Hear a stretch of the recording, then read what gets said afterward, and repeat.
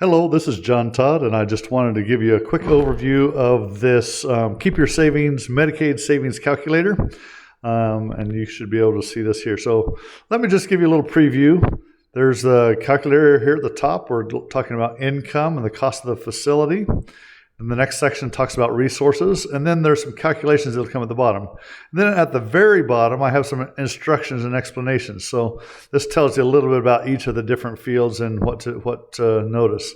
So let me just run through a couple examples here. So we're going to start with a married couple. So here I have married, yes. We're just going to do a nice, easy one. So the monthly income of the spouse needing Medicaid is $1,000 a month. The spouse in the community maybe gets $2,000 a month, and then the facility costs $9,100 a month. That'd be a nursing home facility. And then I'll just scroll down here a little bit, and you can see, so here we have $3,000 combined income, $1,000, $2,000, $3,000 combined, and then $9,100 as the facility cost. Now it's going to ask about some assets. So we're going to exclude the home, 1 car per adult, so in this case 2 cars, and the retirement funds. So apart from that, are there any other vehicles, boats, campers, trailers, ATVs, and motorcycles? We're just going to put $5,000. They have some other assets there. And then any real property, a second home or empty lots? Nope, we're just going to skip that one. And then the next one is bank accounts, bank balances as of the first of the month. So this would be the total of all the checkings and all the savings accounts. Sometimes people have 10 each. So here they just have 2 accounts. They have, let's say, $10,000 in their checking account and $50,000 in their savings account. So that makes a total of $60,000. And then the next one is life insurance, estimated current cash value. And again, eventually we would want to get this verified by the life insurance company, but we're just going to put $4,567 there, no other investments. And so this is showing that the total countable resources for this couple are $69,567. Now this next part, I just wanted to give you a little idea of what we're looking at. So this would be, Medicaid would tell this couple, you need to spend down $32,000, $33,000 almost, and then come back and apply for Medicaid after that. Now, $33,000 divided by 9,000 gives you, what, 4 months?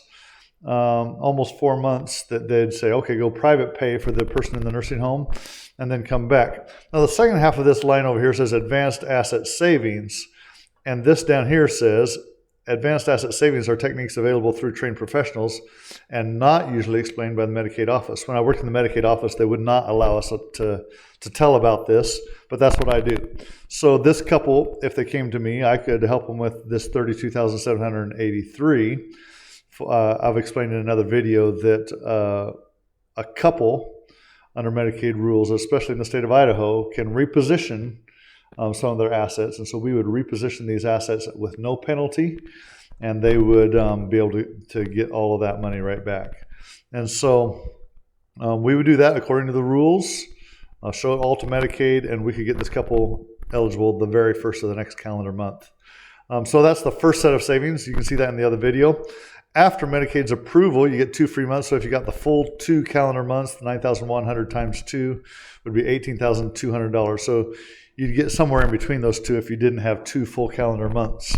And then the third one here, ongoing monthly savings, facility cost, less estimated share of cost. What that means is Medicaid, once Medicaid is approved and you got your 2 free months on the second line, then this third line says that the person in the nursing home would save about this much every calendar month. Now, and then if you took no action at all, the assets would be depleted in about 8 months. So if you take $69,000 divided by 9,000 a month, in 8 months, they should be mostly gone. So if you don't do nothing, well, you can be out of money in 8 months. So let me just show you one other trick right here. This monthly ongoing savings is really this $9,100 that we entered up here for the monthly cost, the facility cost, $9,100. Take away what their share of cost is. Now, share of cost is what Medicaid is going to charge every month. If I change this back to 0 just for a test, they have $1,000 coming in. The spouse has $2,000 in the state of Idaho right now.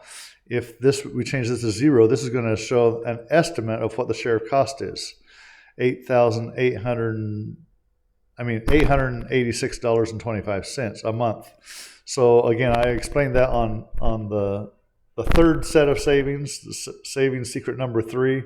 I explained that a little bit more, but that's how you estimate the share of cost. And if we go back up here and put the $9,100 back in, or whatever your facility charges each month, then this will give you an idea of how much Medicaid would pay on their behalf.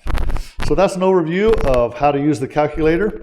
Feel free to shoot me an email or contact me, and I'll be glad to explain this all again to you if you'd like, or I'm also planning to develop more resources. So stay in touch. Thanks. Have a great day.